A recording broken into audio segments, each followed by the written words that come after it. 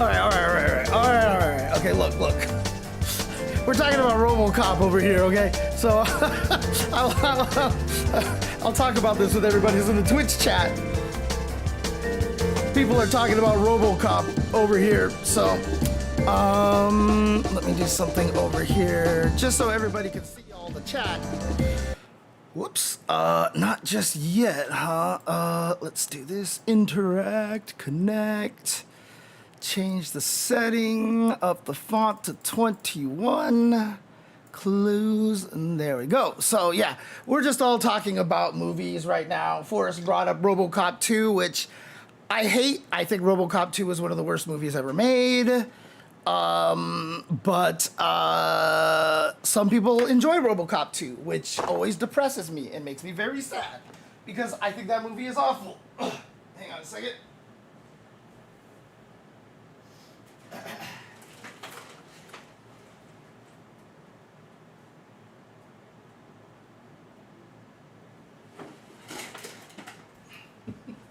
And so we just randomly started talking about that, and I got distracted talking about that. So, my favorite movie, Quezix, is The Princess Bride. That is my favorite movie. Has been for a very, very long time. To be fair, me and my brother saw RoboCop and Princess Bride around the same time. It was, obviously early 80s, and that was, obviously when movies were very, very impressionable. Where kids are very impressionable. And so I basically fell in love with The Princess Bride around that time. And again, even to this day, it's still like my favorite movie of all time. It's so good. It's so good. RoboCop is, like I said, at one point in time, it's not this anymore because my brother has seen so many movies, but at one time, my brother's literal favorite movie of all time was RoboCop, and his most hated movie of all time was RoboCop 2. Because RoboCop 2 just messed everything up. Like I said, it ruined all the themes, it killed all of the, everything that the first movie established. So RoboCop 2, terrible, terrible movie. But a lot of people like it when they don't look at RoboCop 1 in that way. If they watch RoboCop 1 and just kind of see it and we're like, hey, this is cool, this is fun.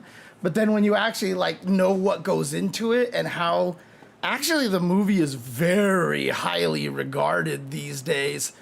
Let me see this here. There was there it is. This is the one right here. Where is this streaming? I always forget. Let's see.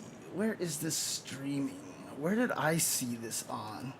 So this is the worst thing about modern media these days. It's impossible to know where everything is available.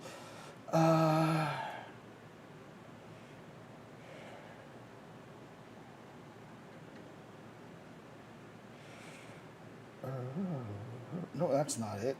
That's something else completely. Let's see. You can watch it on Prime Video. So if you have Prime Video, if you ever have a chance to watch something called, it's called RoboDoc, which is just a documentary about the making of RoboCop that came out in 2023. It's a really good documentary, and, when you sit there and, listen to how they describe it and the mindset of Verhoeven and how lucky they were the movie even managed to become what they wanted it to be, etc., etc. It's just a really, really fun watch there, and you can kind of see how, what a lot of the main themes are, and the way that a lot of moviegoers actually consider it one of the great, my brother's not unique in thinking that RoboCop is one of the greatest movies, right? A lot of people think that that movie is just ridiculously strong, and so I think that's important.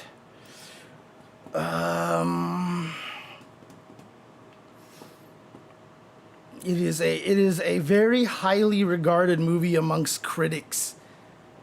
In its satire and in its themes and in the fact that, you know, kind of hidden in this really campy action movie is this really very meaningful story.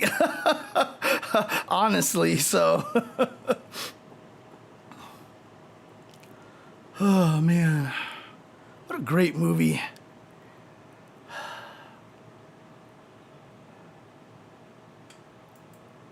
Okay, today's stream is not going to be very long. I'm just going to go through this topic really quick. I really want to do a lot of stuff like bring up footage and talk about things in detail and stuff, but I'm not going to be able to do that. I don't have much time.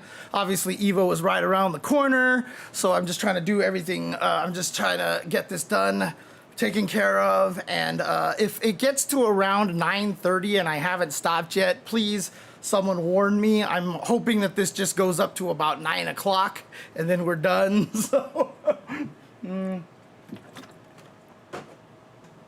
I leave Thursday, so tomorrow is gonna basically be the all day of packing and all that stuff like that. So I'll be doing all of that tomorrow.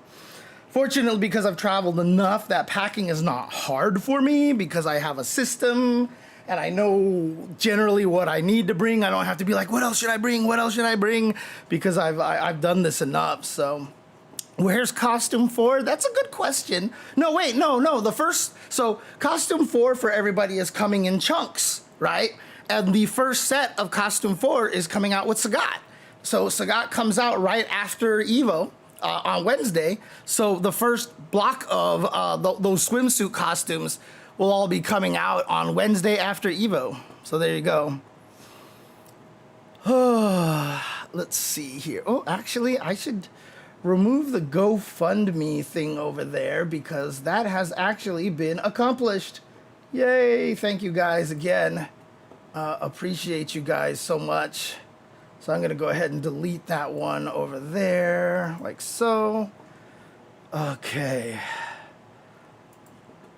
Thank you. I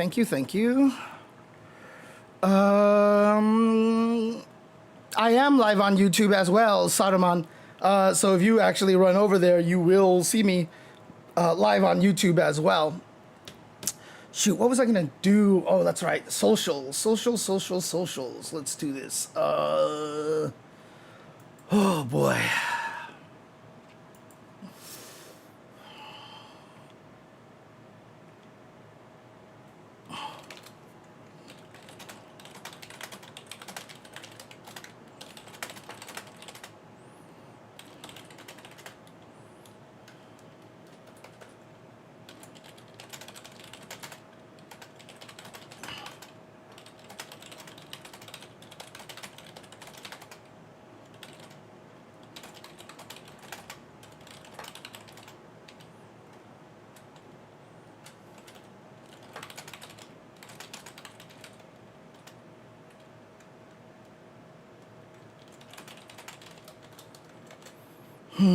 Stream link, next tweet.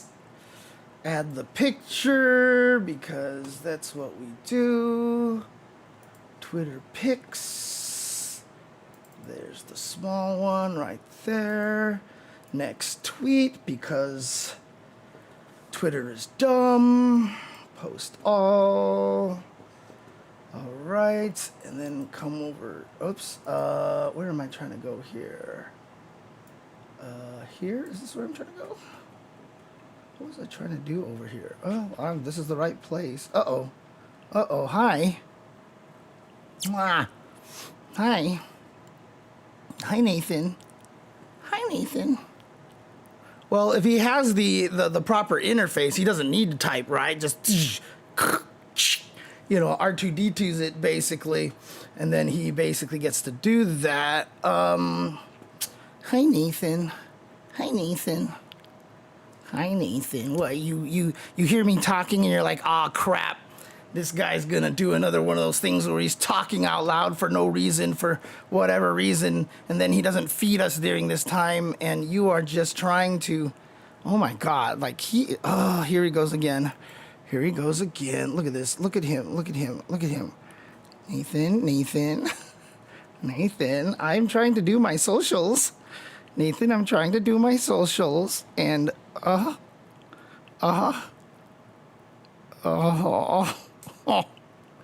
look at this cat, man. Look at this cat. Look how manipulative he is. Oh, hi, Nathan. Hi, Nathan. Oh, hi. How you doing, buddy? How you doing, buddy? You are also shedding hair every... Oh, he's back. He is back. Mwah. Mwah. Hi. Hi. Oh, no, no, don't you sleep on my keyboard. Don't you sleep on my keyboard. There we go. Always wants to sleep on my keyboard. Okay, let's do this here. But, you know, he's sleeping on my mouse area over here, so, like, I have no room for my mouse anymore. Look at this. Nathan, Nathan, Nathan. Oh, I saw your comment. Yeah, a Kimberly player makes top 8 and a Ryu player wins the tournament. I'm not going to agree with that, but everybody's entitled to their own predictions for sure. But if a Kimberly does make top 8, I mean, you might as well not even say a Kimberly makes top 8. You might as well just say Psycho makes top 8, right? It's either going to be Psycho or Punk that makes top 8 with Kimberly. Part of me actually feels like maybe Punk might be better off or at least just having a strong secondary of Kimberly, because Kimberly is very effective against Japanese players, because I don't think the Japanese players have as much Kimberly experience. She kind of falls into that weird Laura category where, yeah, Japan has some strong players of them, but they just don't see them as potent as other regions do. If you guys remember, for a long time in Street Fighter V, Japan really didn't treat Laura as strong as she really was. They always had her ranked really, really low, and then Idom would come and kill everybody. So again, different regions just have different opinions on a lot of stuff, and I think Kimberly is an area, like the Japanese players lose to Kimberly a lot, and so that's why I feel like Punk even used Kimberly in the Street Fighter League finals when she wasn't even as good, and almost killed everybody until finally it was, who was it, Kwano that beat him? But, you know, I think Kimberly is a good choice for getting past a lot of the Japanese players, honestly. Let me get back to the regular camera here while Nathan just decides to sleep on the table like a little chonk that he is. But let's actually just say, let's do this for the real thing. But let me finish doing the socials really quick, and then we can actually do this. Oh boy, okay.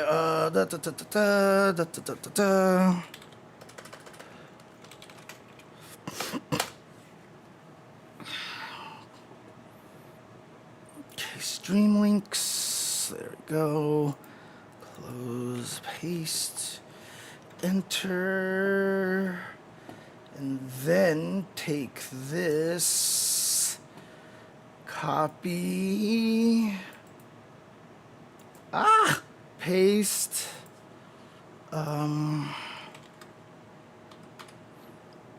that, hey, it fit, okay, cool. Let's do this here. Oh, okay. Did that not show up? Oh, there it is. Okay, sick.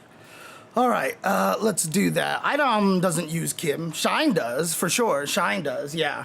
Shine uses Kim. He uses a few characters. This is actually pre-recorded Diogo.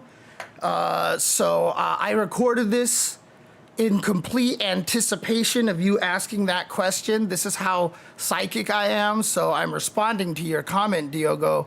You know, in this pre-recorded video here. No, this is live. This is live. Lee Nooch is what some people call nickname neutral. A lot of people call it that. I hate it, but it's just what it is now. So it's nooch, the neutral. You're playing neutral. He's good in the nooch, you know. So that's just some people saying it that way. So.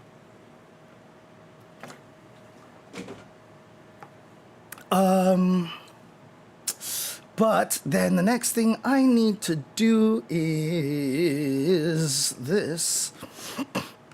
Thank you for the follow, Saga. Appreciate it very, very, very much. Oh God, I'm gonna have to include that one thing on this here too. Okay. I wonder if I can do that. Let me try really quick. Because it's probably pretty important just in case. I don't think I have to worry about it on this stream particular, but in the future, whenever I'm doing any sort of thingamajiggy with the thing and the thing. Shoot, where is it? How do I, what? Okay, come on. Why are you so weird about this? What?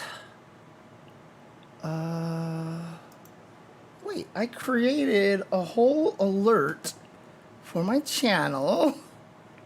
Why don't I see it? Okay, alert boxes, 1 out of 10. Yes, that one's on. Edit alert. And it should be called...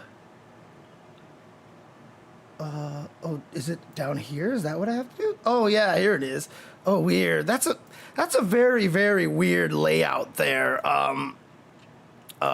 Twitch. Not really a fan of that.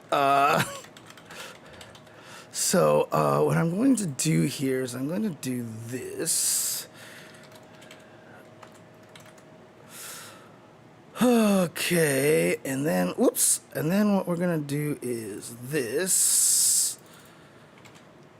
Yoink. Okay, there we go. So, this is for the future if I'm ever doing any stream where I'm going over something in the game and outside of the game. Unfortunately, this only works for those of you here on Twitch. But if you happen to be watching on Twitch, and I have the wrong monitors up, you can actually see now one of the channel points things that you can actually redeem is called Switch the Monitor for 10 points over here. And if I pick it, James, switch the cameras.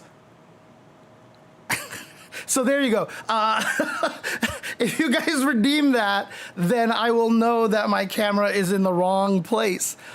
So I will know, because before I would just sit there and just like not be looking at the chat, and I don't realize I just did this whole thing. So you guys can redeem that. Please do not abuse it, because I want it to work. And if you guys abuse it, then I'm gonna have to turn it off or make cooldowns on it, and that makes it not as useful. So please do not do that. Okay.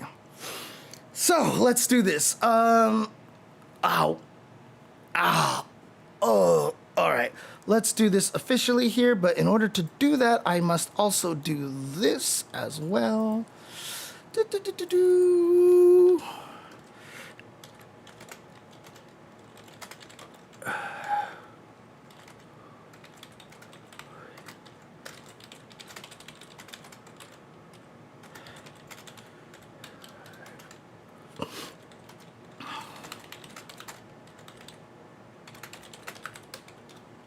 Whoops. Okay. Let's see how this looks here, like so. All right, let's balance that out a little bit, like so. There we go. All right. Boom. Whew. What are you talking about, Lurker Spine? Oh, want to make it by a bit higher so only regulars can trigger? And so Twitch doesn't immediately suggest people use it? Oh, is that what Twitch does? I mean, the thing is, I obviously want to keep it low so that, you know, if I don't have anybody with a ton of Twitch points could actually use it.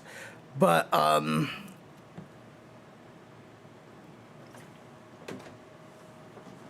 I understand it. We'll see how it goes, Lurker Spine.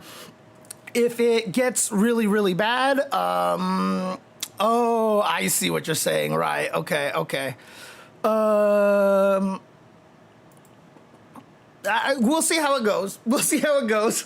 I don't think I get enough viewers yet for that to be a problem, but it'll probably be happening at some point in time. So we'll just hold off on it for now. Anyways, okay. What's up, Anime Jane? I haven't seen you in here in a while. Okay. Oh, they get 300 points just for following. Nice. Okay. Okay. Let's actually do this officially here. Oops.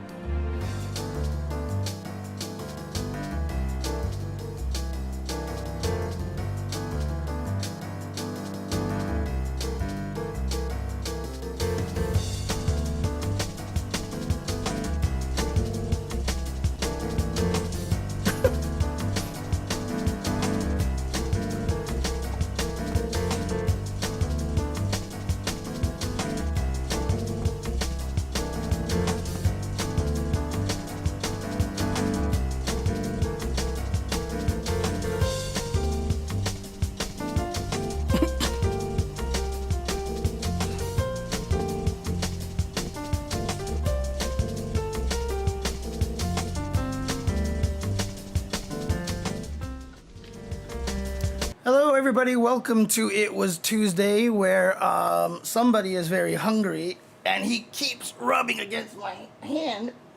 My name is James Chen. This is ya boy Nathan over here. Always trying to get on camera, always trying to get himself famous over here. But obviously Evo is right around the corner. In fact, I will be traveling to Evo in a couple of days from when I broadcast this live. So it's going to be exciting time. So I'm not going to stream for too long here today. So we're going to just try to get through this as quickly as possible here, unfortunately. But that's because I will be traveling to Evo. And so I am expecting to have a fun time over there. Yeah, by the time I'm here, I probably won't be streaming next week. Usually after Evo, I take about a week vacation time. But immediately after that, I'll try to stream again. We'll see what happens. I may or may not have that ability, but we'll figure it out. We'll figure it out. Yeah, so here we go. This is...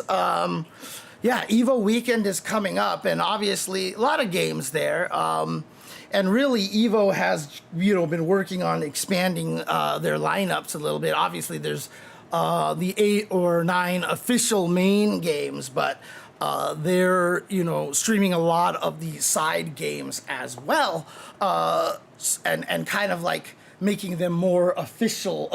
They're getting medals these days. They have their own dedicated stream time and schedules and stuff. And Nathan, do not sleep on my keyboard. I know you keep trying to sleep on my keyboard. Though unlikely to impossible, if Terry wins Evo, how loud will the boos be? I don't think they'd be loud at all. And in fact, there is a chance that Terry could absolutely win it. I don't even think it's unlikely or impossible at all. In fact, one of the players that I'm going to name down here, in fact, uses Terry and actually won CEO with that character. So I wouldn't count Terry. Oh, no, wait. Did he win CEO or did he win Combo Breakers? One of those two. So I wouldn't count Terry out at all. So, yeah, I don't think anybody will be mad or anything. To be honest with you, I can't see why. Honestly, Terry and Mai, a lot of people don't like in Street Fighter 6 because she's strong, right? Like, I don't think anybody is bitter about Mai being a guest character. But in terms of, if we're just talking about aesthetics, guest characters, etc., I don't think that there's any Street Fighter players out there that are bitter that the characters are in there. I mean, it's no Ronaldo situation from Fatal Fury. Let's just put it that way, right? I think a lot of people would be quite happy to see Terry or Mai win the tournament. For sure, Daniel, that Lashar won most of the matches, and that tournament was with Mai and with Ed, I believe, for CEO. But then in the end, he won it with Terry. So, some pure SF fans may find it as an abomination that an undeserved guest character will take that. I don't think that'll be the problem. In fact, for EVO 2026, I think most people would find it hilarious if, like, Terry won Street Fighter 6 and Chun-Li won City of the Wolves. I think most of them would actually be pretty, I think they would actually find that really, really funny, to be honest. But yeah, so let's discuss this here. Like, who are the players that I feel like you should be keeping an eye on? So in other words, if you are new, or let's just say EVO is the only tournament that you watch every year, right? So you're not keeping track of the crazy Street Fighter, Capcom Pro Tour, all that stuff like that. If you're not a person who's been keeping up a lot, you're going to be coming into this tournament and you're going to be, who should I be paying attention to? Who should I look out for? Who do I think has a good chance? Who do I know it's going to be an upset if said person loses? So Ultra David, yeah, exactly.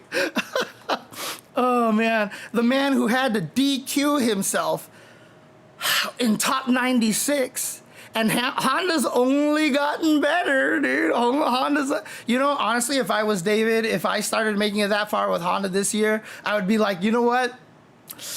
Let's see how far I can go. Because if he does it 2 years in a row, like, I think you kind of need to keep going at that point. So,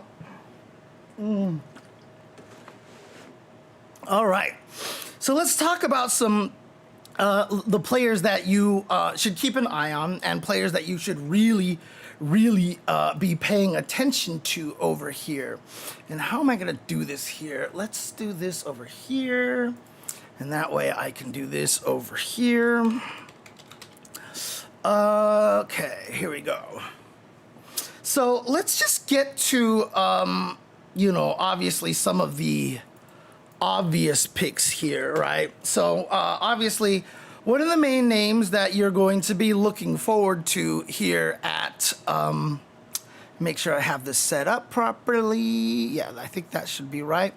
So obviously, one of the main players that you're going to be looking out for is Punk to God, right? So I don't think anybody's going to question this kind of a player being selected here. So Punk to God is last year's winner for EVO. He is the current reigning EVO World Champion.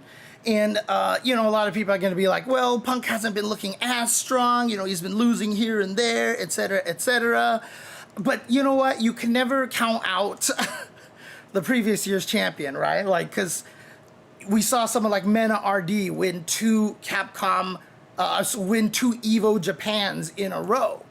And given that Punk has kind of this rivalry going with DR, that is a lot of motivation there for Punk to think like, well, if I can win two EVOs in a row, that's even more impressive kind of thing.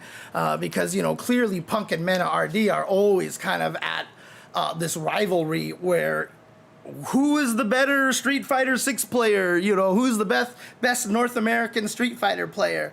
A lot of people will point to these two guys, even all the way back during Street Fighter 5, right? Mena clearly has won two Capcom Cups in Street Fighter 5. And but Punk literally defined how we play Street Fighter V.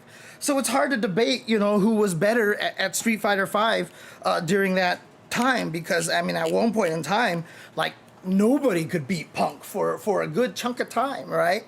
Granted, that was a little bit earlier on, but as I said, he kind of defined it. So Punk and Mena have had this kind of rivalry for quite some time. So, I feel like this is kind of a good motivation for Punk. As I've always said, I really do feel like Punk's biggest weakness has always been himself, right?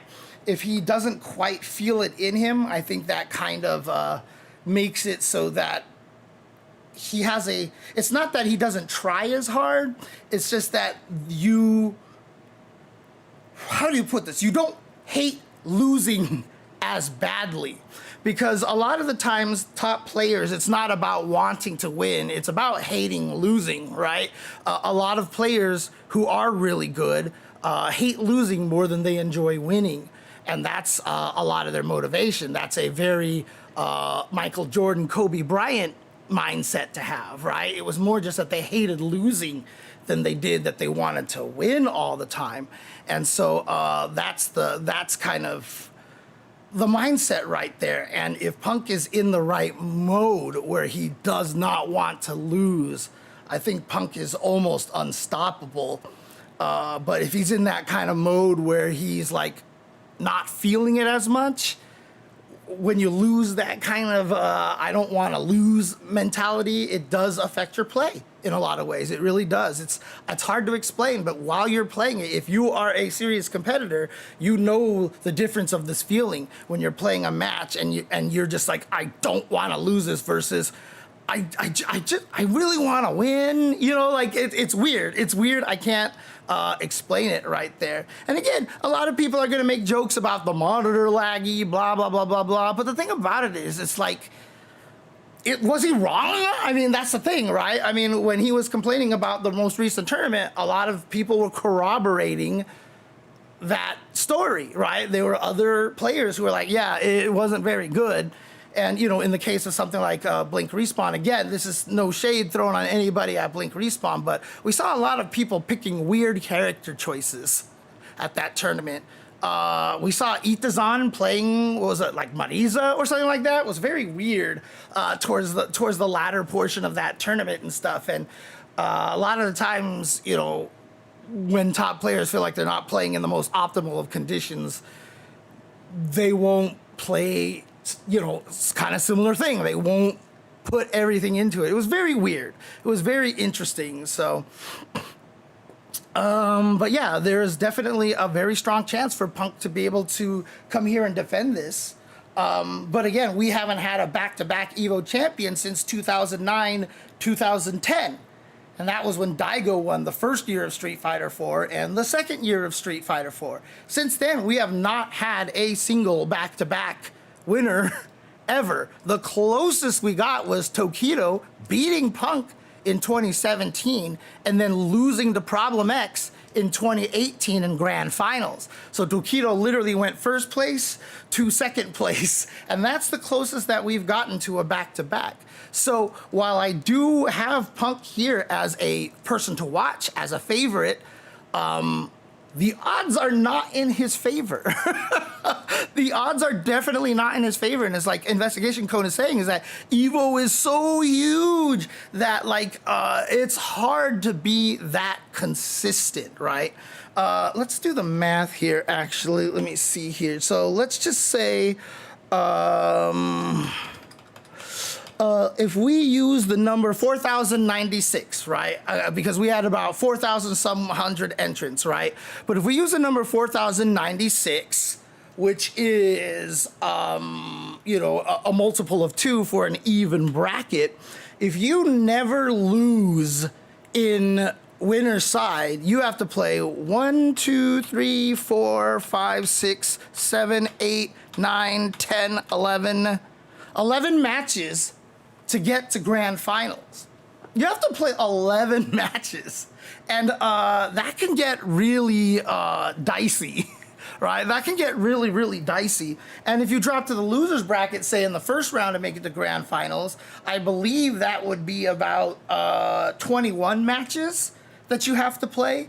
And so, you know, the road to get to grand finals is a lot of work, and it just, maybe that particular match you weren't feeling good. Maybe someone bumped into you during a match and like you got kind of tilted, or maybe something, you know, like maybe you went to grab lunch and the waiter was super rude to you and you're just in a foul mood now all of a sudden. Like, you never know what the hell can happen. A lot of outside factors matter, and then a lot of stuff that happens in the game matter too, right? So the chances of getting back-to-back grand finals is like super hard. Like, nigh impossible. What Tokido did in 2017, 2018 was pretty ridiculous. Fairly unprecedented. I don't know if we're ever going to see something like that again. But like I said, I really do think Punk is one of the best chances, one of the players to look out for, to watch. So again, if you haven't watched since last year and you're wondering what has changed, not for Punk, not as much, because he's still very strong player. Obviously, he plays Cammy a lot. Cammy is a character that does continually get nerfed, but not in a way that I feel like it has ruined the fundamental strategy that Punk uses. And in fact, it was before last year's Evo that she lost the side switch ODDP. And when I was going over that change in chat, I literally said, this is not going to affect Punk at all. I was like it's not gonna matter. Like, obviously it's nice to have, Punk will use it and it'll help him, but losing that is not something that is detrimental to what Punk is capable of doing. And I don't think anything that changed in Cammy this past year is detrimental for Punk either. So I think he could still use her just fine. I was saying before the stream started that I think it would be really cool if he picked up a secondary Kimberly, because she has clearly gotten much stronger now. And I've said famously, and you know, people get mad at me when I say this, but I see this happen all the time, but the Japanese players tend to lose to a lot of our good Kimberlys out here. Like, you see Psycho beating them all up, and during the SFL finals last year when Punk, Shine, and Psycho all used Kimberly, you know, they basically almost won as a result, and that was with a, you know, not quite as strong Kimberly as she is now. So I really do think that, you know, that's an interesting secondary character for Punk to use. He clearly knows how to use her, but I don't know if she's quite in that Evo ready situation. But then again, I don't know if Punk ever has any of those characters in a quote tournament ready situation, because like, he's already, like, every time he picks up a character, he's already like one of the best at that character just from his fundamentals in general. So yeah, Tokido does use Ken right now, yes. Who knows if that's who we'll see, because we don't know.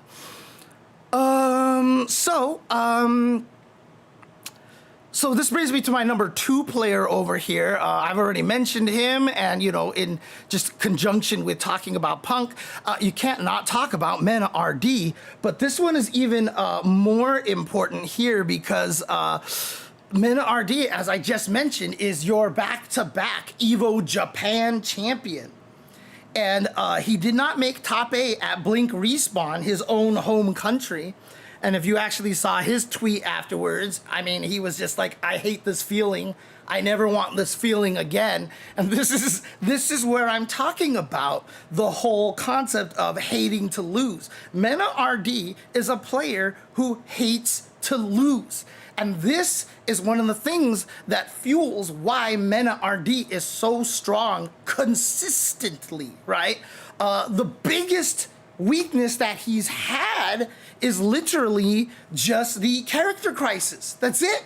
Like, everybody's famously talked about it, and I know Mena's probably like, man, I don't got a character crisis, but at the same time, he's probably like, ugh, because, you know, at one point he was trying to play Zangief, then Zangief got nerfed again. He was playing Blanca, he's got a Luke, he can play, he's tried Bison in tournaments, he's used Akuma in tournaments, like, he has gone through a lot of characters, and that still continues to be his, quote, biggest weakness, but weirdly enough, as a result, I think he's really strong at a lot of those characters, and so he has the ability to jump around between them. And like I said, he just won Evo Japan, which was a 7,000 man bracket, right? There was a lot of people at Evo Japan. So he won that one, and that was back to back.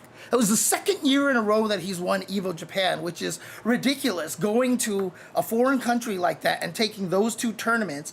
And if, like, a lot of people, especially a lot of newer players, are like, you have to call Mena the GOAT, right? Like, he's the greatest of all time because, you know, clearly he, you know, 2 Evo Japans, 2 Capcom Cups, and all these things like that. And look, I know I'm gonna be the wet blanket here, but like, for me, GOATs are people who have a breadth of games, right? Mena RD clearly very, very strong in Street Fighter, and he's focusing on that, as he should, because that's where his strength lies. But for me, GOATs are those players who can just like play every fighting game under the sun, the Tokitos, the Justin Longs, the Chris G's, those kind of players like that really have that impressive ability to just play every fighting game.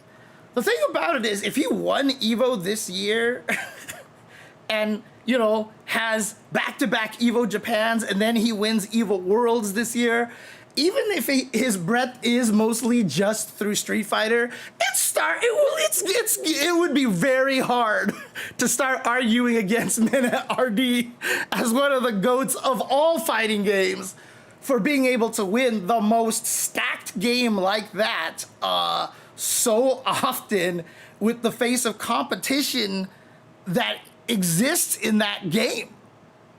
Honestly, like at that point, like right now I can be that wet blanket. I'm like, yeah, but it's only street. But like if it's like, hi, he's won Evo Japan in 2024 and 2025, and then Evo Worlds in 2025, and also in Evo 2020, what was it, 3, he was second place for Street Fighter. Wait, was that 2024? No, it was 2023, right? Yeah, Street Fighter came out 23, 4, 5.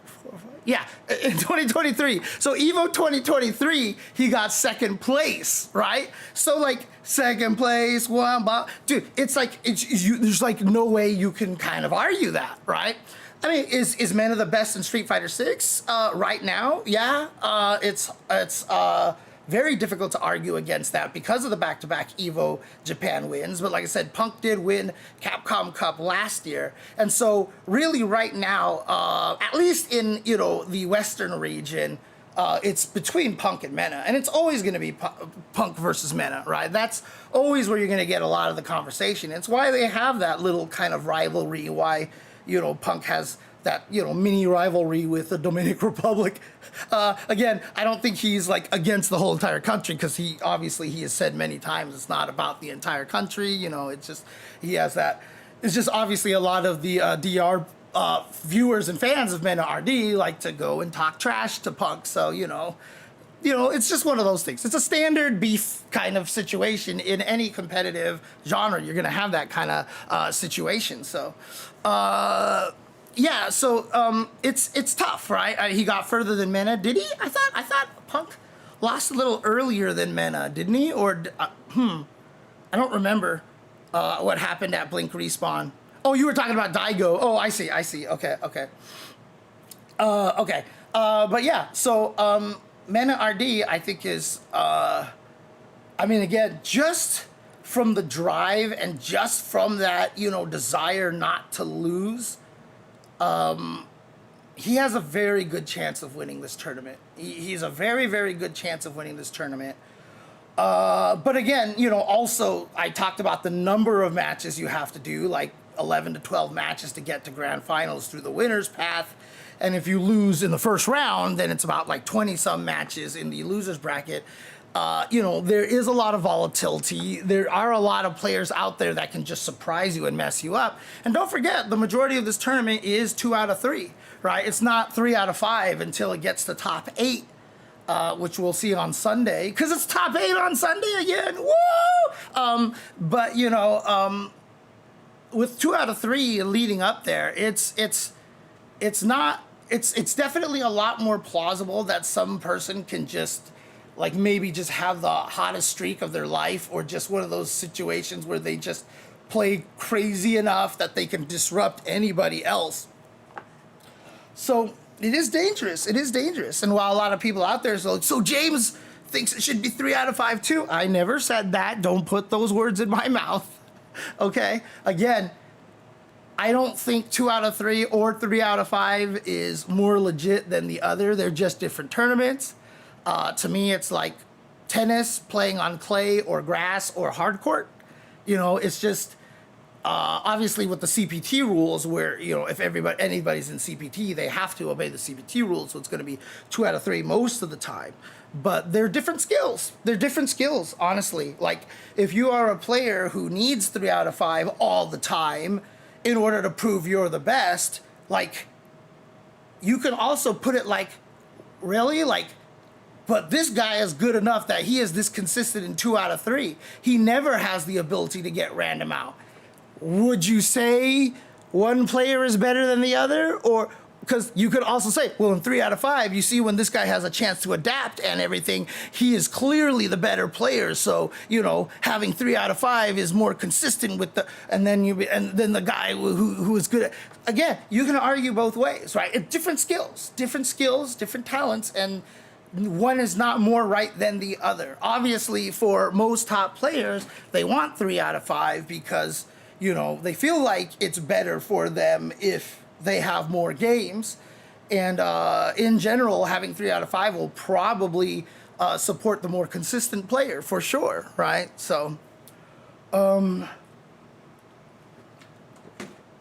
yeah, SBO was first to 1, single elimination, couldn't change characters. That didn't really ever dampen the prestige of winning SPO, right? You don't even have a loser's bracket. You go up there and you play and you're like, hey, I'm an Alex player. Or look, I play this character, and then your opponent picks like absolute counter pick. And you're just like, well, that sucks. And that's the end of your whole tournament, right? You don't even get a loser's bracket. So every tournament has different standards, and just the prestige that you want. Again, if I was a player, would I want 3 out of 5? Absolutely, absolutely. So I'm not saying that the people who want 3 out of 5 are wrong either. It's just, if you feel like you can make a mistake and recover from it, so you make a mistake so crucial that you lose a game, that's just one game, and you have to lose 3 in order to be eliminated or, sent to loser's bracket. Of course you're going to feel comfortable if you feel like you are the stronger player, right? It gives you more room to make those kind of mistakes. And then, like I said, the other side of the argument is don't make those mistakes. If you're really that good, you wouldn't make those kind of mistakes. Again, like I said, I'm not arguing either way. I'm just showing you that you can see it in both directions. So, it's not like one is de facto better than the other, in my opinion. So, right. So first to 1, single elimination, heightened the prestige, if anything, the most cutthroat tourney. Yeah, you can see it that way, for sure. Like, if you can survive that pool, like, and regardless of who you run into, then you're the best. Like, you're clearly the best, right? So, they also did a lot of team tournaments in Japan because of that reason too.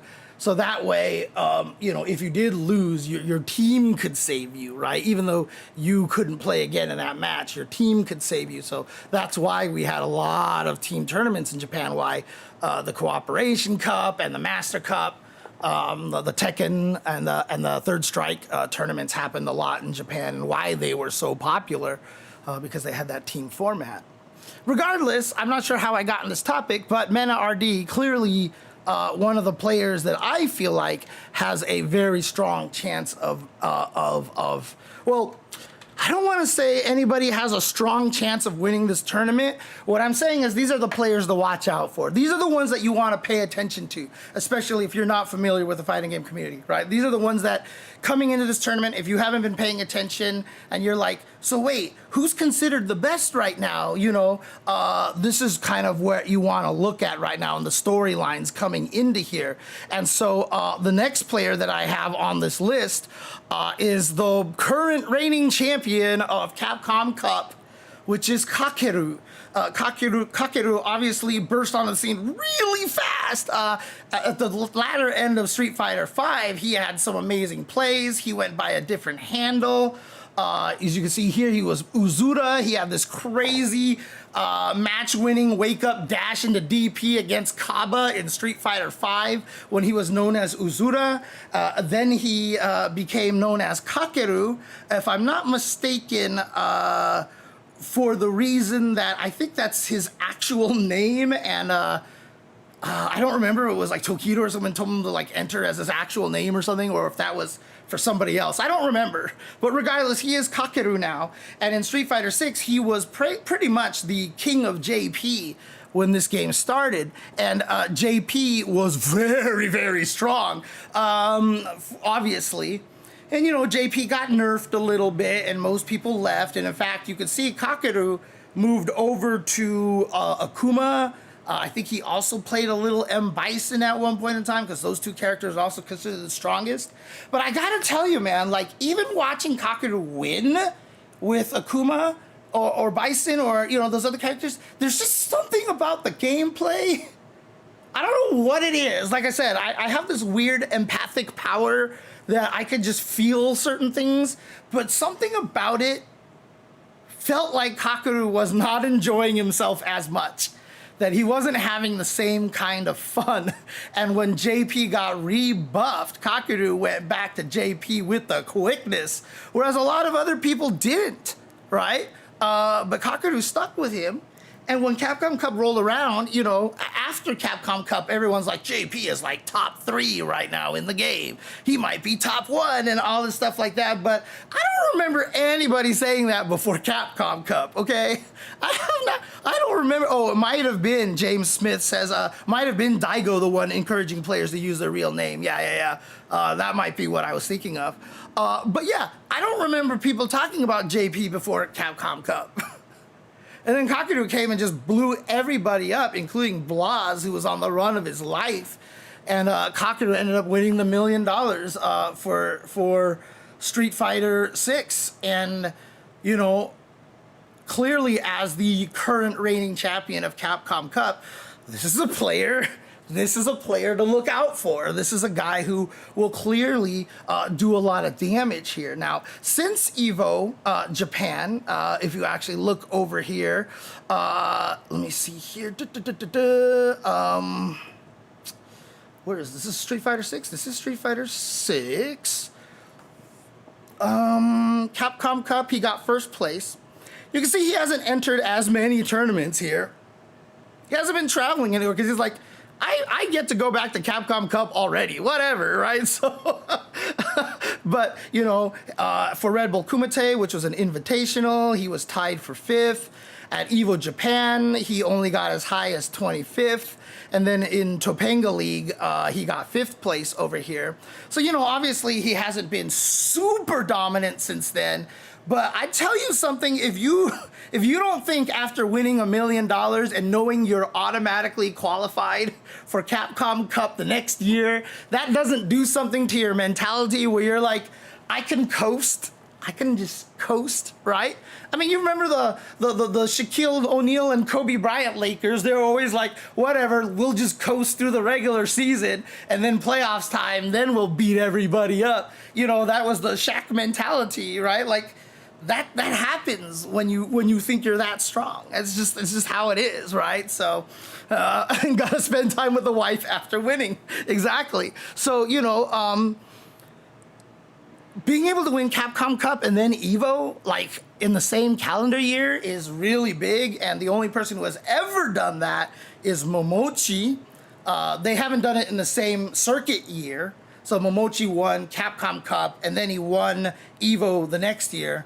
And then Kakeru, if he wins, obviously he won Capcom Cup, which would be Season 2 Capcom Cup. And if he wins EVO this year, it'll be Season 3 EVO. So it's not the circuit year, but it's the calendar year. I mean, that's a pretty big deal. So, you know, that is something that could potentially drive Kakeru to come out here and give it his all at EVO. So I wouldn't open it past him to show up here and do some serious damage. But again, he is the reigning Capcom Cup champion. So I think he is something that, a player that you should definitely look out for. And again, if you remember, like, thanks to Kakeru, like when the patch notes came out for Season 3, like you literally look at JP and it's like, we didn't do anything to JP. Like the patch notes were like, I think he's fine, right? So like, a lot of people probably have to thank Kakaru for winning Capcom Cup that JP actually didn't get buffed. Because if Kakaru hadn't won, like, I think there was a chance that JP probably would have gotten some more buffs. But you know, character is very, very strong and still just has the capability of, you know, stealing rounds, gets you burned out, and then that's the end of everything. And he's also just one of the characters that just has a lot of mechanics and the ability to, you know, improvise a lot and do a lot of really scary things. So in the hands of a player as good as Kakaru, I think, you know, and you know, obviously he's shown he's capable of winning Capcom Cup, so he has been a dominant force in Street Fighter 6 since it's come out. And so coming into the third Evo here, of course Kakaru is a player to look out for here.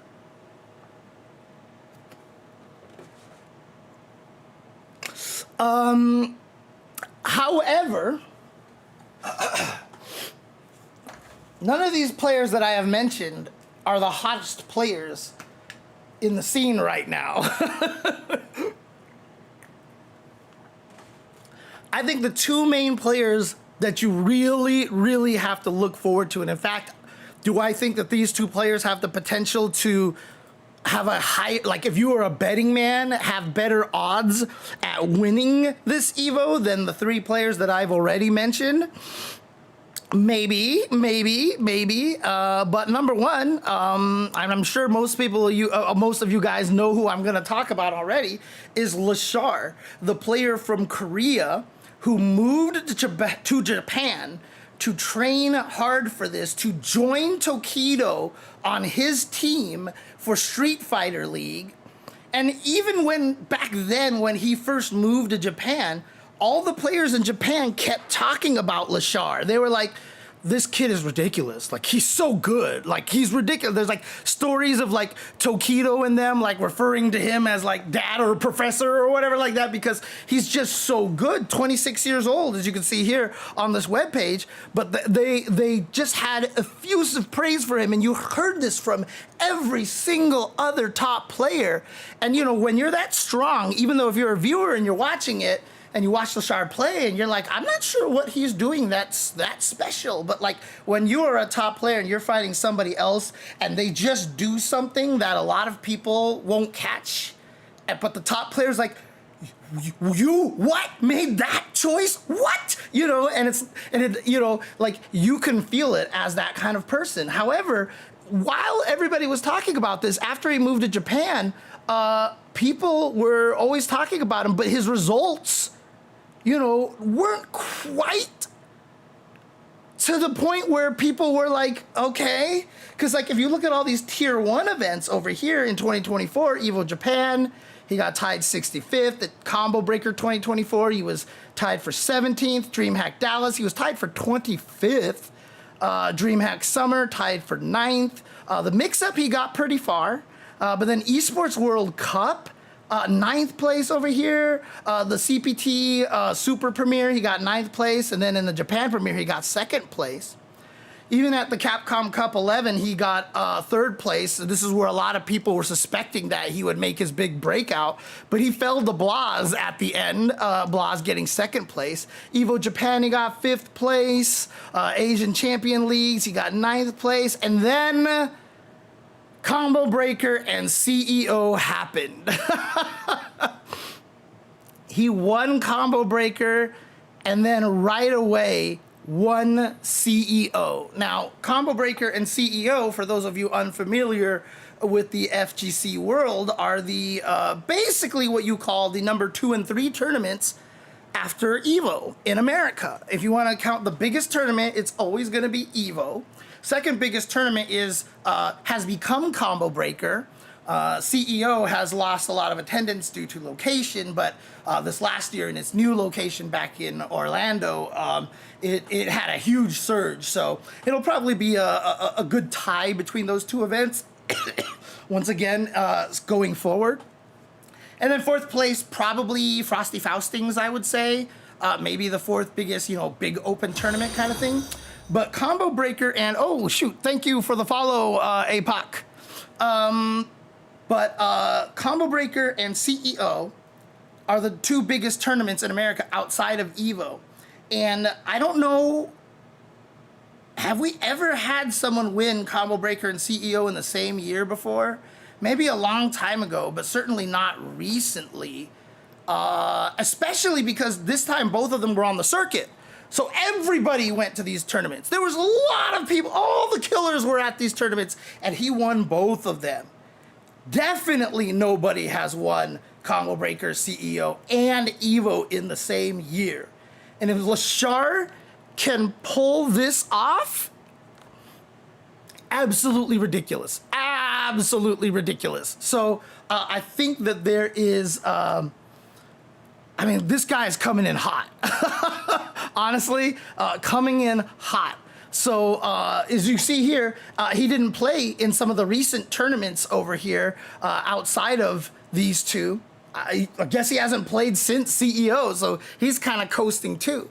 So, you know, he might be, like, in terms of just recent wins and who he faced, might be kind of like the favorite to take this tournament right now. You know, you will never, ever bet on any player over the field in Street Fighter 6. If you do that, you are just nuts, right? Like, because your chances of winning that are, you might as well just be throwing darts at a board, honestly, because you can run the EVO tournament, you know, 32 times, and you'll have 32 different winners. I mean, honestly, that's how hard this competition is at this moment here. James, switch the cameras. Oh. You guys want to see this? Okay, here we go. There you go. But I'll switch over here. Here we go. Yeah, so CEO and Combo Breaker back to back here.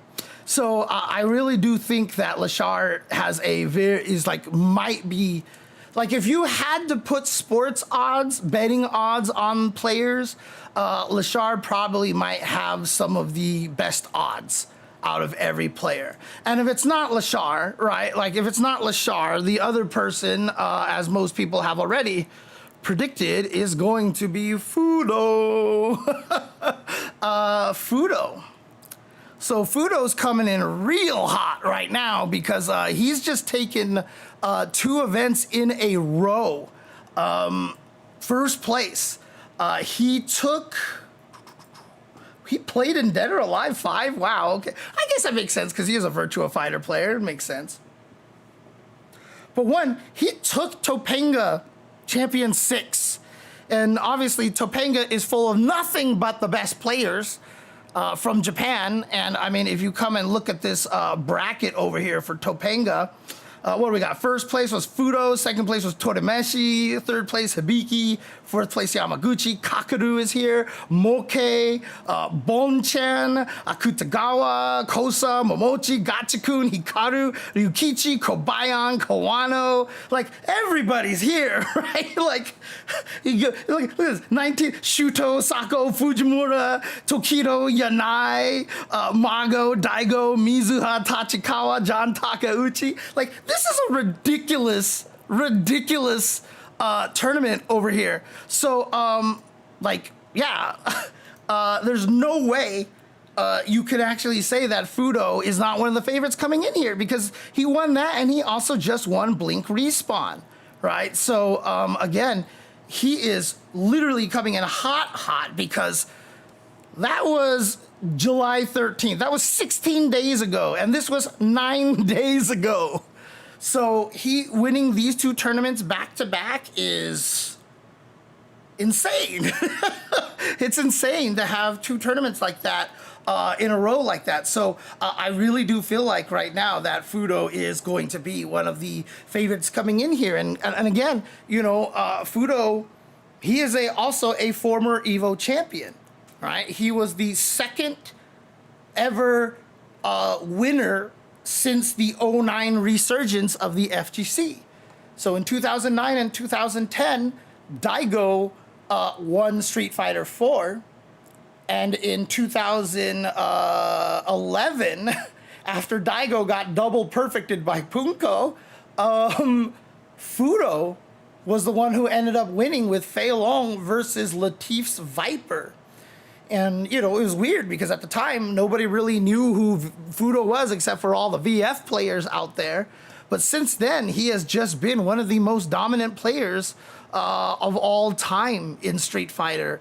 And to be able to get a second Evo in his belt like this would be huge. And he is definitely poised for that, actually. Those are not Tekken players. Punko and Latif started in... well, Latif started in Guilty Gear. So Latif was a Guilty Gear XX player, one of the best Zatos around. Then he got into Street Fighter 4 because it was the biggest, and so he ended up getting second place. That's when he lived in Arizona. He's then since moved back to Saudi Arabia. And then Punko is from Korea. And from the beginning, he was one of the scariest Street Fighter 4 players. His Seth is basically like, renowned for just being one of the scariest sets to have to deal with. And he eventually left the scene because family issues and all sorts of stuff like that, but he's trying really hard to break back in through Fatal Fury City of the Wolves, so I wouldn't be surprised to see Punko doing really well in that tournament at EVO. But he was using Seth, and sure enough, for the first arcade edition, Daigo switched to Yun because Yun and Yang were broken in that game, but then Punko still managed to double perfect him with the Seth. But obviously he didn't make it to Grand Finals because that was Viper and Fudo. And since then, Fudo's just been a household name.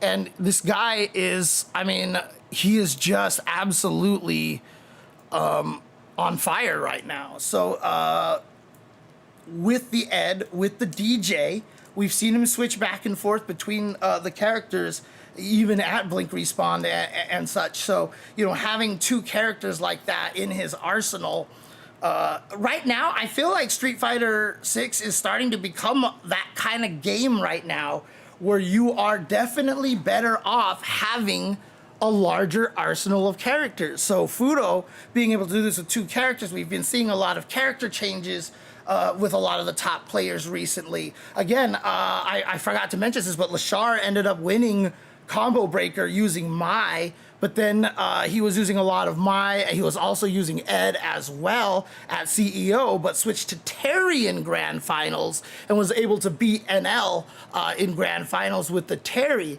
So Lashar has like 3 or 4 characters to switch around as well. And it doesn't surprise me that two players who have the ability to switch between characters and play at the highest level are really hard to beat, especially because both of them have an Ed, right? I'm not saying Ed is the best character, but Ed is a very disruptive character. When you fight, you know, when you fight a lot of characters, you know, a lot of people, you know, one of their main complaints is like, this is just drive rush the game and crouching medium kick, drive rush, crouch it. Like Ed is like, like he's not the same as a lot of other characters, and so that's why I say he's a very disruptive character. So if, you know, Fudo is playing something like DJ, and then like he's in trouble, he can switch to Ed, and you're just like, crap, I like have to fight a completely different thing all of a sudden, you know? This was the advantage of having multiple characters back in the day. Lashar can do the same thing. And so both of them having that Ed, I think, is really powerful to go alongside their other main characters. And yes, that is true too, as Petty says. It all probably speaks to the health of the game if no single character is good enough to see you through the whole bracket.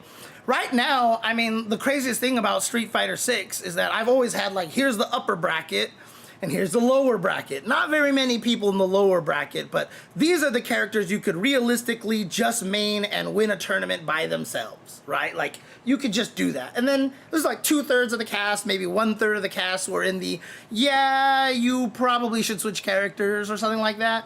But at the current state that Street Fighter 6 in right now, like, I basically have like 3 tiers. Here's tier 1, here's tier 2, and here's tier 3, right? This is Mai, right? And I don't even know if necessarily Mai is that much better than everybody else. She's just easily by far the most annoying to fight, and like if you just aren't prepared to fight Mai, goodbye. But like a lot of the people who are the strongest players are able to fight her, and as you can see, she's not dominating any tournament at all whatsoever. But she's clearly has that slight advantage over everybody else, right? So most people will tell you Mai is probably a little bit at that top right there. The very bottom tier is Lily. Poor Lily, but again, I have said since season 1 that Lily will always remain not a good character until they nerf OD Wind-clad Spire. They have to nerf Condor Spire in order for Lily to be good. And of course, everybody out there is like, who's a Lily player, like, you're insane. That's the only thing good she has. Yeah, because it is too good. It's super broken. Give that move, even though it costs a resource, to every other character in the game, and every other of those characters instantly vaults into free #1 in the game, right? Give that to Zangief, #1 in the game. Give that to Kimberly, #1 in the game. Give that to Ed, #1 in the game. Give that to Marisa, #1 in the game. Like, you give any character that move, they instantly become #1 in the game. So OD Windspire is just so good that they can't make anything else of Lily be strong or it's over, basically. And so the only way we can get Lily to a point where she's more balanced is we're gonna have to nerf that and buff a bunch of other stuff. Anyways, that's my side rant on Lily. But unfortunately, she's the worst character in the game by herself right now. And then the other tier is just everybody else. Like, I don't know what order to put them in. Like, we're all like, okay, well, Manon still sucks, right? Does she? Does she? Like, if we actually go to the Blink respawn, if I'm not mistaken, Tachikawa only played Manon at the tournament, and he got into top 8, right? Like, and then Idom's been, you know, doing some damage with that character. Marisa's doing some work now. There are Hondas everywhere right now. It's crazy, dude. Like, it's hard to say. Yeah, would I put Manon, excuse me, at the bottom of my giant blob of tier 2? Probably. But still, like, yeah, every character is really scary and every character is a threat, and it's really, really frightening out there. So yeah, it is good to know multiple characters. I mean, I still think, you know, as much as Manon was bad in the past, I think she beats up on Kimberly, because footsies against Manon with Kimberly is a nightmare. You can't ever jump in on her. The elbow never works because Down Fierce eats that move alive. So there's a lot of, I mean, even, who was it? It was one of the players that was using Kimberly very, very early on. Oniki, in season 1, he listed Manon as Kimberly's worst matchup, right? And it's really, you know, obviously it's gotten better because Kimberly's better, but when you actually fight like one of the strongest, when you fight one of the strongest Manons out there, it's not going to be that easy, right? So it's going to be a lot of work. But yeah, you know, the fact that Fudo and Lashar both have multiple characters to choose from is a good reason why I think that these two are some of the strongest right now. So right now I've named 5 players. Like I said, Punk, Kakeru, Mena RD, Fudo, Lashar, I think are some of the obvious picks here. Those are like the 5 that you should probably be paying a lot of attention to. I'm going to add a few names in here that are going to be like my, I don't want to call them dark horses because they're clearly not dark horses, but just the way my brain works, I just feel like the world is shifting in a way that this is kind of their time. Like, I feel like that these two players, they're going to win a big one very, very soon. And I'm not sure why I feel that way, but it's just like one of those gut feelings. And if anybody knows me, I definitely am a very gut feeling kind of person. Usually I'm not right on a lot of these when I predict players, but the first player that I have listed in here is Ending Walker. This guy has been traveling everywhere. He's gotten Evo top 8 recently. If you look at Street Fighter 6 over here, Evo Japan, he placed really well. And then before that, the Evo, where is it? Yeah, he was 3rd place at Evo 2024. But look at these results over here, right? 3rd place, a third place here, another tier 1, 13th over here, 17th and 7th, 9th. Kings of the World, he's at 17th, second place at Red Bull Kumite. This one obviously is a tier 2 tournament here, but Evo Japan 13th, Brussels 5th, 4th at Combo Breaker, 9th at CEO, and then the mix-up, he got 5th, Blink Respawn, he got 9th. Like, these results are very, very consistent here. And Ending Walker is one of those players that I don't feel like he hasn't won yet because it's a lack of skill or talent. I just feel like, like I said, you can run Evo 32 times and you'll probably end up with 32 different champions. I just feel like Ending Walker hasn't had that magical run yet.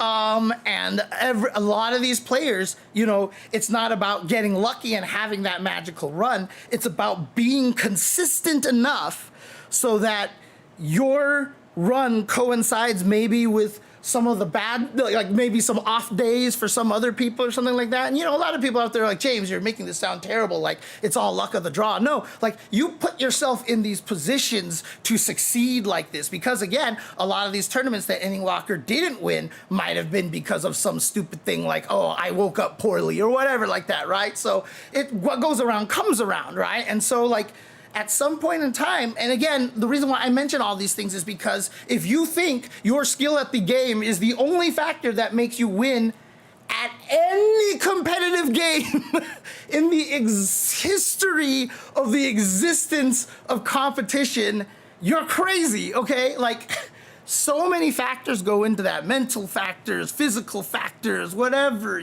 things going on outside of the sport, things that going on over here. Like, everything is a factor. And if you're not running around trying to compete in these events and you truly believe that, like for everything that you've ever watched in your entire life, skill, strategy, et cetera, is the pure 100% factor, I don't know what to tell you. I just don't know what to tell you, honestly. So every tournament is a vertical slice. Interesting. Okay. So yeah, I mean, look, Problem X did better than Ending Walker at, what was it? Was it the mix-up, I think it was? Because the mix-up second place, was Problem X over here. So it's hard to say that he will outperform his teammates, Free Frack Man, but, excuse me, there's just something about the way that Ending Walker plays and his mentality and his attitude and the way he looks at the game is very unique to me. I think he looks at the game, I think he sees the game differently than a lot of other people do. Just having talked to him, seeing how he acts, seeing how he plays, etc. He sees the game in a way that I think a lot of other people see Street Fighter 6 in this kind of scope of fighting games, and this is how fighting games play. I don't know, there's something about the way Ending Walker looks at Street Fighter 6, the way he's gone from 5 to 6, that I just see like he sees like it's almost like Neo in the Matrix. Like I feel like he sees something a little bit deeper than a lot of other people. I can't explain why I feel that way, but I really, really have this kind of feel that's kind of a thing right there. Thank you for the follow, Suji Blue Moon. Appreciate you very, very much. How's Punk doing this year, Winter Soldier? I already mentioned that he's one of the favorites. He's the first person I mentioned, obviously being he is the current reigning Evo champion. But Ending Walker, I feel like he just sees the game in a way that a lot of other people don't. And he's like, I will honestly say he's overdue for that win, right? The fact that he, hasn't gotten that first place win in a tier 1 tournament, I just think is weird. It doesn't make any sense to me. To me, in my brain, I already think of Ending Walker as that level of a player. If you actually came up to me and were like, Ending Walker hasn't won a tier 1 event yet, I'd be like, what? That's how I would react. But I feel like Ending Walker is right there. He's overdue. And like I said, he had Evo 3rd place last year. and I think he has the potential to be able to win it this year. So I really do feel like he is potentially, you know, like I said, I don't want to call him a dark horse, but not a lot of people are going to go out of their way and pick Ending Walker as, you know, like one of the people, their favorites to win the tournament. But in my opinion, I think he's a person very important to watch for this tournament. I think he's really, really someone you got to keep an eye on. And then the other player that I'm going to mention over here, which may surprise a lot of people, but in a lot of ways, I feel like he's kind of in the same position as Ending Walker, except he's just had some significantly amazing runs recently. And a lot of people don't talk about him. A lot of people don't talk about him. So this is kind of like my pick of like, you know, you guys should be paying attention to him. And if he makes top 8, I'll be like, you should have listened to me. I told you. But basically, I think another player to watch out for is Ryukichi from Japan right now. Because Ryukichi has been silently destroying a lot of players and doing very, very well in a lot of these open bracket tournaments. And in fact, like, I feel like he is the Ken in Street Fighter 6 right now. A lot of people are going to be like, wait, what's Ryukichi done recently, etc., etc. But if you actually go to his results over here, he was second place at Evo Japan this year. He only lost to Mena RD, right? And everyone's talking about Mena RD. Oh, cool, back-to-back Evo Japans. Well, Ryukichi got second place at that Evo Japan. And the previous Evo Japan, he got, where is this? The previous Evo Japan, why can't I find it? There it is. He got 4th. So he was 4th and second place, right? He's 4th and second place. Yeah, he's not a Ryu player. He's a Ken player. But yeah, so he got 4th and 2nd, right? And then even in Topeka Championship 5, you can see he's got 7th place over here. Esports World Cup, he played really well over there. In fact, he was the guy who took out, he was one of the guys who took out Noah the Prodigy at this event. And remember, Noah the Prodigy was like one of the big talks of this tournament. But Ryukichi, you know, got really, really far in this tournament over here. So Ryukichi is someone to watch for, in my opinion here. And you can see in the Super Premiere, 7th place over here. Obviously didn't do so well in the Singapore Premiere over here. But like I said, 2nd place here. Didn't do so well at Combo Breaker, but he got top 8 again at CEO 2025.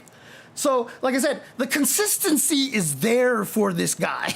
The consistency is absolutely there for Ryukichi. He has just been playing so well. He only lost to Punk. And if you guys remember at CEO, until Punk ran into Lashar, or was it NL? No, it was NL. Until Punk ran into NL, Punk looked undefeatable at CEO. Like, he was just plowing over everybody, and that's what it took to eliminate Ryukichi at CEO 2025. So again, very recent here.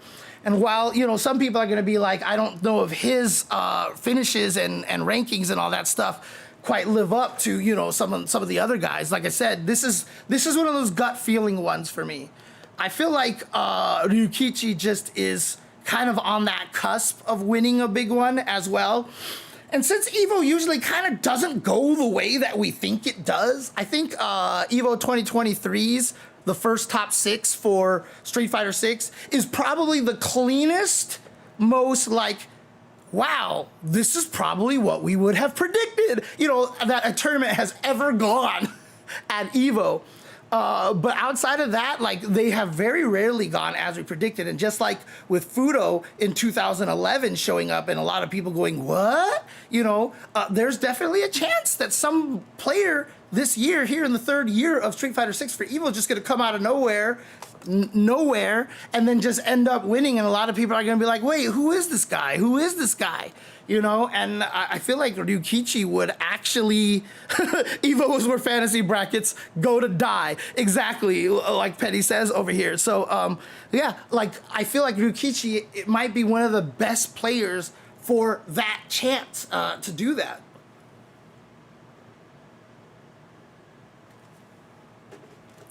Now, I'm not going to spend too much time talking about too many more players. I want to talk a little bit about, a lot of other people who might just be, like, let's keep an eye on this over here. Obviously, Big Bird, Angry Bird are two players that a lot of people are going to be looking at. Big Bird, famously, second place last year. Second place in Street Fighter V, the Bon-chan a few years ago. So he is the player with 2 second place finishes at EVO now. I don't think there's anybody else who's had 2 second places at EVO since Street Fighter IV has dropped, when I think about it. And so, like, boy, like, personally, I would just love to see Big Bird win EVO so he can, get that monkey off his back. But obviously, Angry Bird, a lot of people have been talking about recently. Those two guys are always going to be very, very strong. This is not distilled water. This is regular water. What the heck?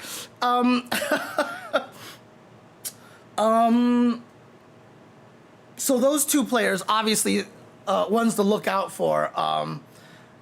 It's hard not to mention Xiao Hai, who has had just the most amazing run, but I'm sure he's going to be focusing a lot on Fatal Fury after his second place, I guess I can call it loss at EWC for Fatal Fury. I know he's probably really disappointed in himself in that. I wouldn't be surprised if he comes out really, really strong here and dedicated to Fatal Fury here at EVO. But he did win EWC in 2024 and got second place at UFA. UFA, was it UFA? I think it was. Thank you for the follow, Andreas DD. Appreciate it. Xiao Hai is another player to look out for.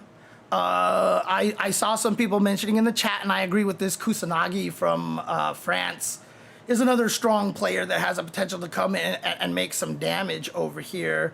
But there is one last player that I want to mention here that I think is one of the biggest stories, and we have to talk about this, but it's not just a single person. It's a group of players. And I'm just going to call it the Young Killers from South America. So this would include players like Blas, like Kraime, both of them from Chile, not Pedro from Brazil. Like, these players, they're all under 20 years old, and they have been destroying everything. Of course, Blas made his big breakout, getting second place at Capcom Cup, beating just the most amazing players. But, again, when I talk about, like, circumstances and stuff, you have to also understand that when Blas started beating everybody, he also gained a huge mental advantage, because it gets to the point where a lot of players who face him are like, I don't want to be the next person to lose to this kid to add to his run, this historic run in this story. And a lot of times when you run into somebody like that in a tournament, you see this in real sports all the time. Like, you see this happen a lot at, like, tennis Grand Slams, where this,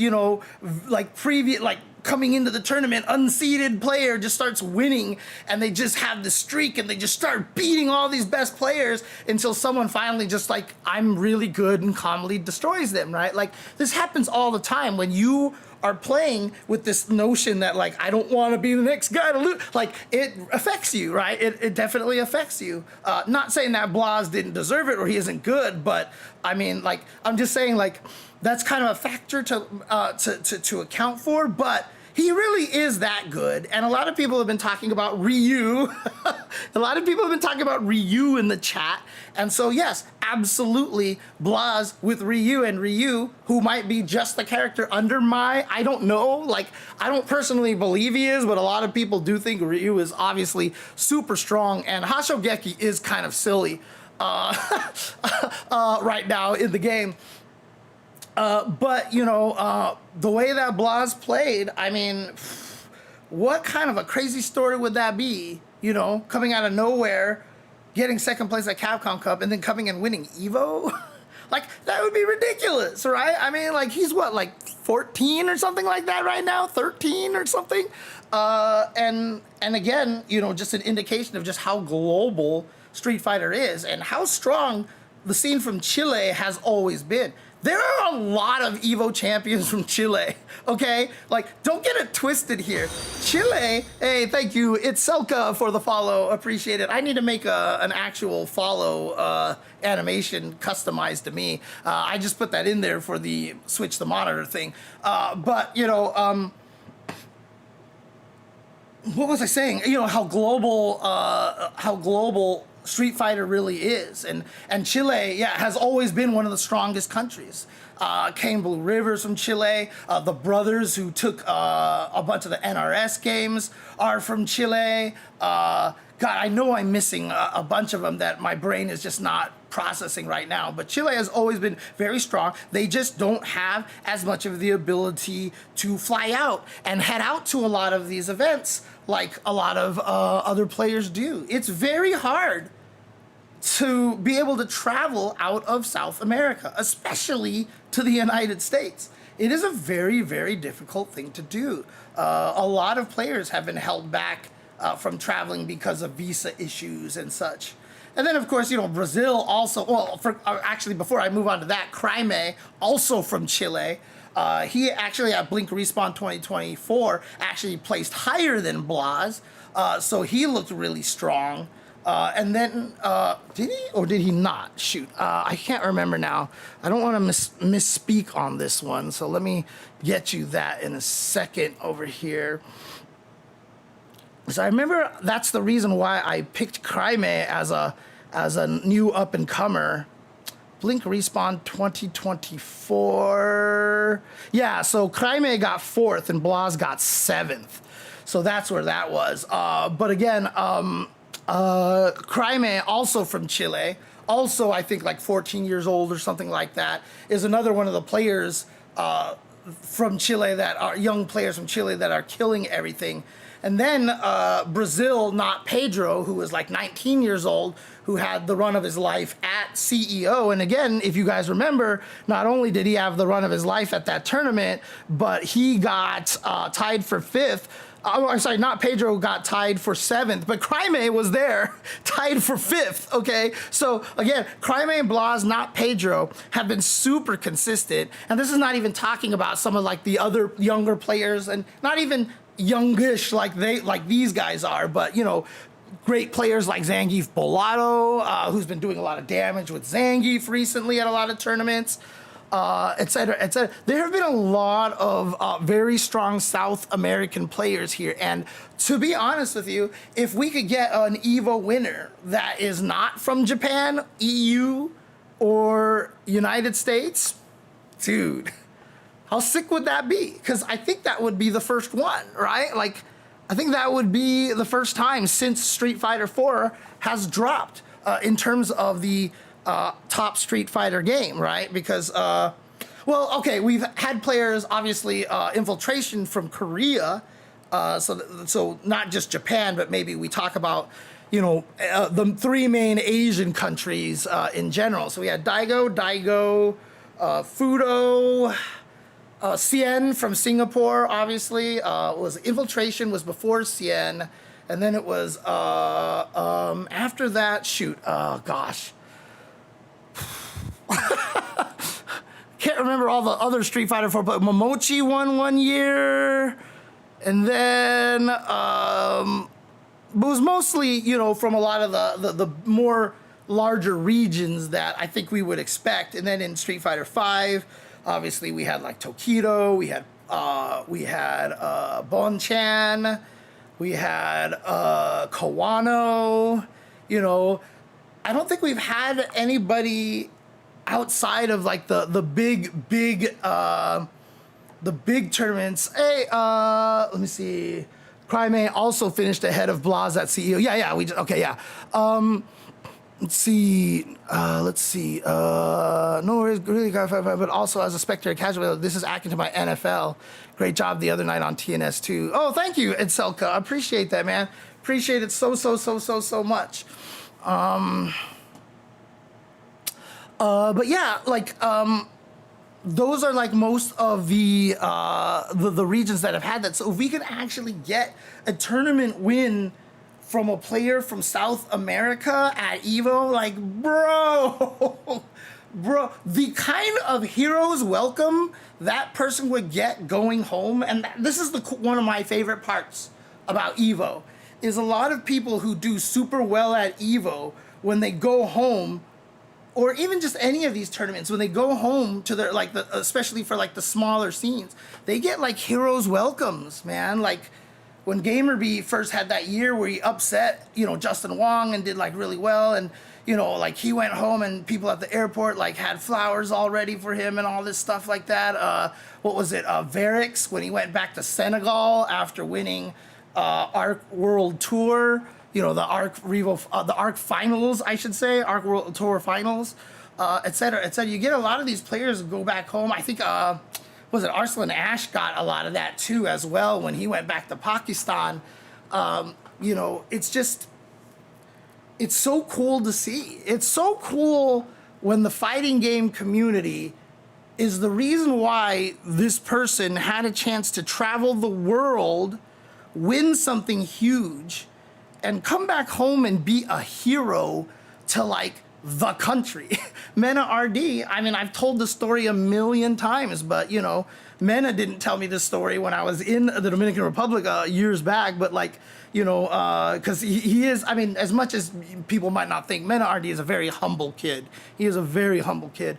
A lot of his friends were just like, yeah, man, like I'll be driving with him. He's in my passenger seat. Someone will pull up in a motorcycle next to him and be like, yo, you're Mena RD, and, he's been able to talk to the government, they've been looking like, Dominican Republic looked into a more expansive like esports division in their government kind of thing, thanks to Mena RD. Like the ability to have the FGC affect things like that and change people's lives and really kind of highlight this is important. And the dream for me is that, if somebody from South America can win a tournament like this, and it becomes that much more highlighted, then a lot of the South American countries, it won't be as hard for them to travel.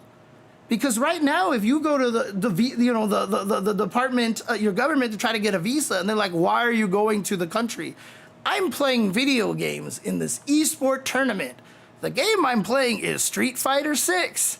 Here's some footage of like some of the, like, seriously, like the government's gonna look at you kind of like side-eyed, like, really? Like, dude, please, people have come up with better excuses than this, right? Like, it's hard. It's hard to travel. It's very, very hard to travel.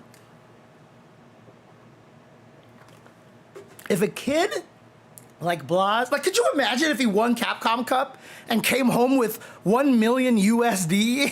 Like, Jesus, like, that could change a lot of what Chile does, right? I mean, sure, he got second place. He still got a crap ton of money. But, like, getting first place and getting that kind of prestige, like I said, Mena RD getting first place, going back to the Dominican Republic, changed everything, right? It changed so much for that scene out there. And if a player from South America, like Blas, like a Crimea, like a Not Pedro, can actually accomplish this, like, God, that would, like, I feel like it would send, like, shockwaves through, South America, potentially. Like, I'm not going to guarantee it, obviously, because I don't know the way everything works, in the South American countries and stuff. But, like, if you have the ability to be like, yo, like, the current champion of this thing is from our country, like, let's get more of these guys. Wait. Like, can you imagine if Blas comes home winning Evo? And the government's like, holy crap, we get to talk about this. This is cool. And then someone's like, sir, our players have been doing this for a long time. They've won like Mortal Kombat at Evo. They've won Marvel vs. Capcom 3 at Evo. And then everybody be like, why haven't we heard about this before? And being able to use that to kind of like promote, and to support, like, I think that would be great. I think that would be really, really great to have happen. Mr. Crimson, so the thing that's holding Mr. Crimson back a little bit right now, Bonanza Rat, obviously very, very strong player, but, Dalsum isn't there yet. I don't think he needs patches or anything like that. Dalsum is just a very hard character to use. He always takes the longest to become good at any fighting game, unless he's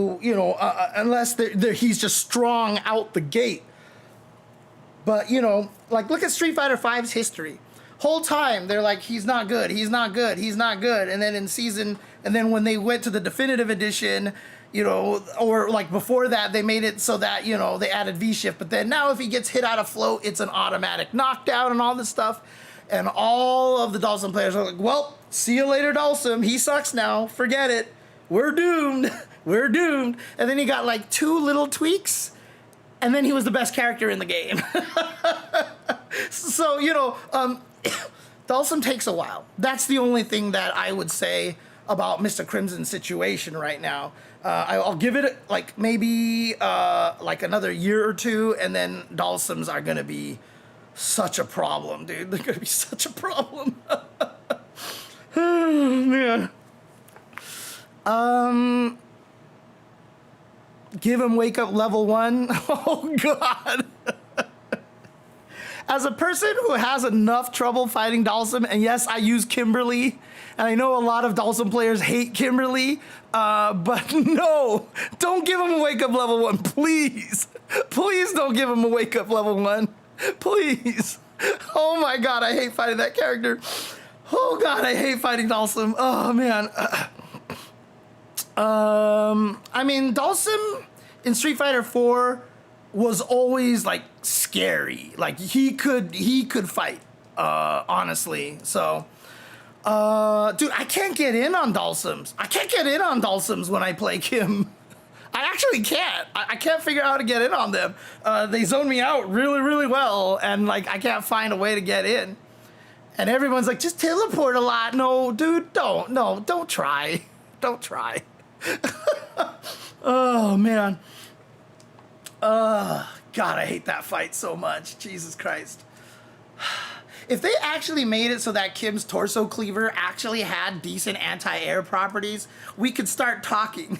But her torso cleaver loses to every freaking thing in the world, and I hate it.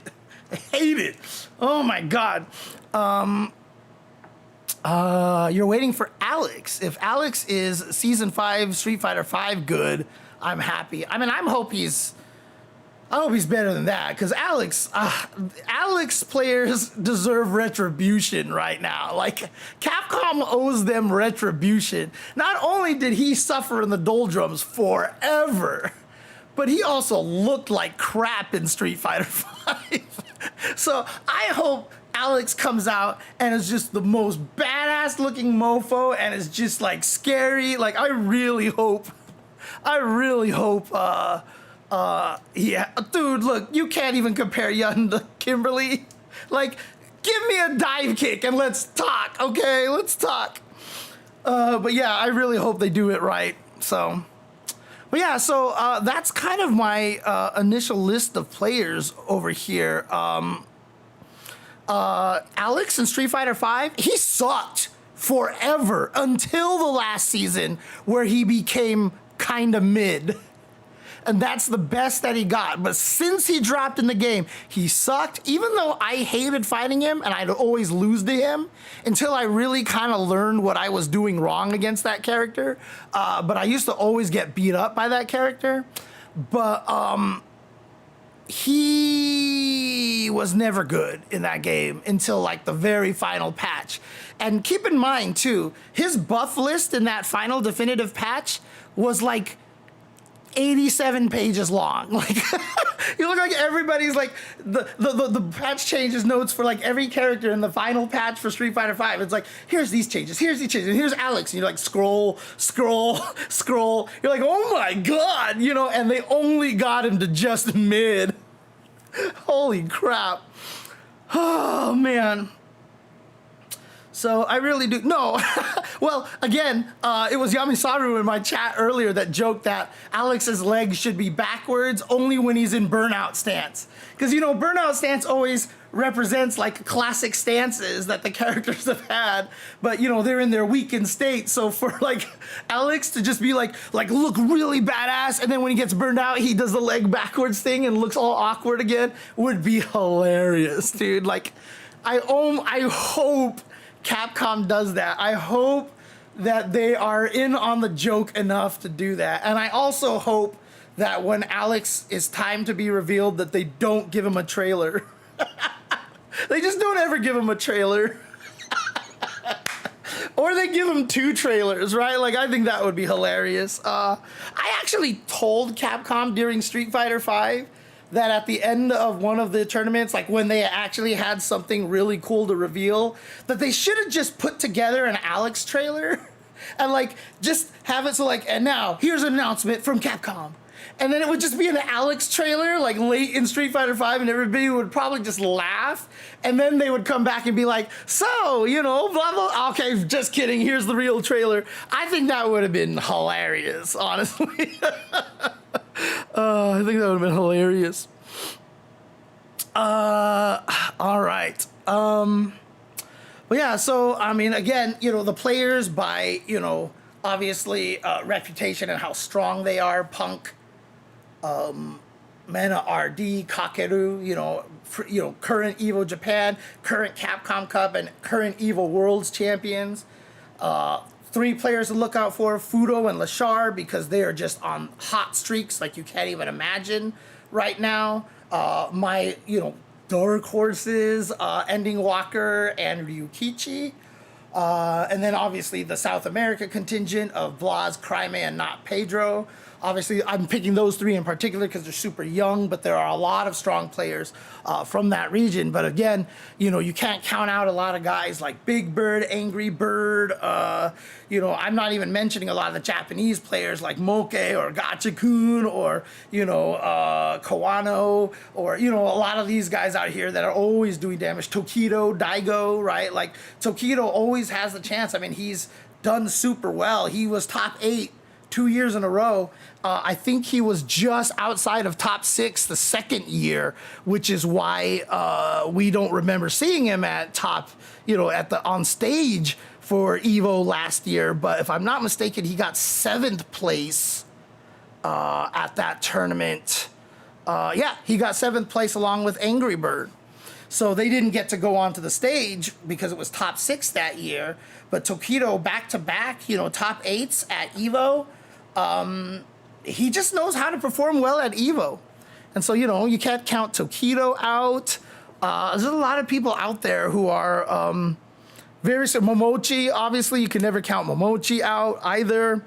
So there's a lot of very strong players out there ready to go. And so, like I said, it's kind of going to be kind of a crapshoot. Like, it's so hard to say who is going to win EVO. And so, like I said, these aren't even necessarily my picks for highest chance of winning. But if, like I said, if you are a person who has not been keeping up, EVO's the only tournament you watch, this is just a short list of the players and why I think these are players that you should keep track of. Or when you're watching on stream, you're going to be like, what is this 13-year-old, you know, kid from Chile doing? Oh, wait, that's right. James said that, you know, that kind of thing, right? I think is why you should be paying attention to a lot of these players that I've mentioned over here. So I hope this really helps you guys here with, you know, seeing who to expect from EVO, like what to expect from EVO for Street Fighter 6. I would wish I could help you with a lot of the other games out there. Obviously, I'm not as intertwined with a lot of the other scenes. And I could have gotten on a lot of people to talk about some stuff, but I just didn't plan that far enough ahead, unfortunately.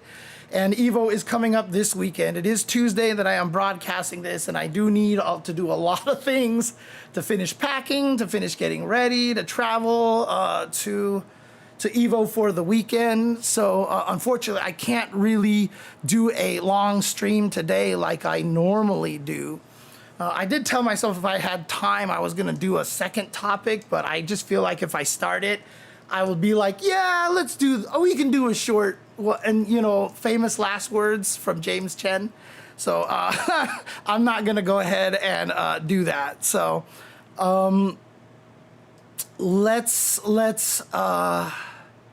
go ahead and call it a night here for now. So But again, I hope you guys are really enjoying a lot of this content that I've been creating. We've been putting out a lot more stuff on the YouTube channel. So please, you know, if you have a chance, please follow on YouTube, like and subscribe here on Twitch. And again, after Evo, it's obviously there's going to be a big gap there because I usually take a break immediately after Evo. And then the weeks right after that, there's going to be a lot more stuff that I'm going to be busy with. But hopefully we'll get to a point where we start hitting the ground running again very soon, and I start trying to put out as much content as I can possible for you guys. So please make sure to subscribe to the YouTube channel. Make sure you click that little bell icon to make sure you get alerts whenever I drop new videos. And, you know, in the comments below, always just let me know more of what you would like to see from my channel. I have a lot of stuff that I want to do. I've really been wanting to take Elena online into ranked, but I want to stream myself doing that, so I've been holding myself back from actually playing Elena on ranked, and then from there I was going to move on and try to get a bunch of other characters there. I'll probably try to get Sagat, you know, in ranked as well, just to understand that character as well, etc., etc. But, you know, keep an eye, obviously, on this channel here on Twitch, twitch.tv/jchenzor. Keep an eye on the YouTube, youtube.com/@jchenzor. Make sure you put the @ in there, so youtube.com/@jchenzor. And hopefully you guys really are enjoying all the content. And if you guys are going to Evo and if you see me, please don't be afraid. Just come up and say hi. If I'm busy, I will let you know. Though I really doubt I'll be busy. But, you know, just say hi. And if you aren't going to be at Evo, I hope you guys enjoy the broadcast at home, and I hope you guys enjoy all the fighting game action that's going on over there. There's going to be a lot of new reveals over there, a lot of opportunities to do things like play Ken, you know, etc., etc. So when you get the chance, you know, please, you know, enjoy all the Evo this weekend, and I will hopefully see you there. And if not, then, you know, hopefully you'll catch me on stream somehow. So thank you guys. I will see you guys later. Peace out. And the day that this podcast, can I even call it a podcast? Because I'm not putting it on SoundCloud and stuff like that anymore. I keep telling myself to do so, but I'm just bad at it. Actually, does anybody out there want to volunteer to help me to do that?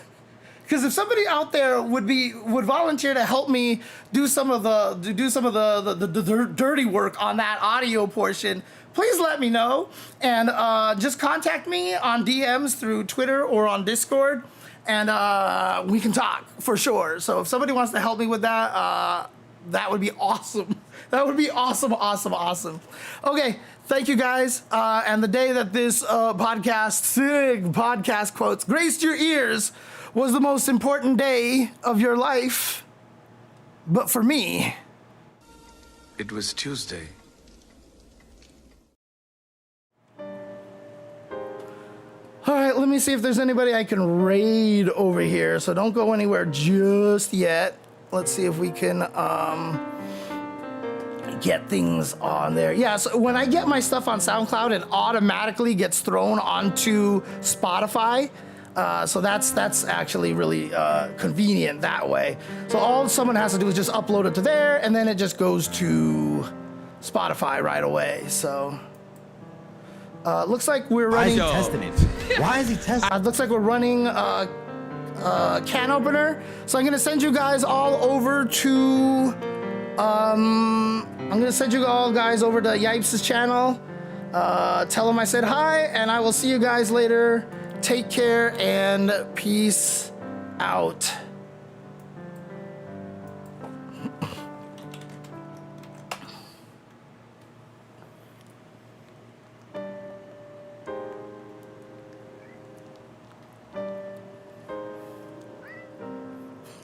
Hope you guys heard that meow. He just knows.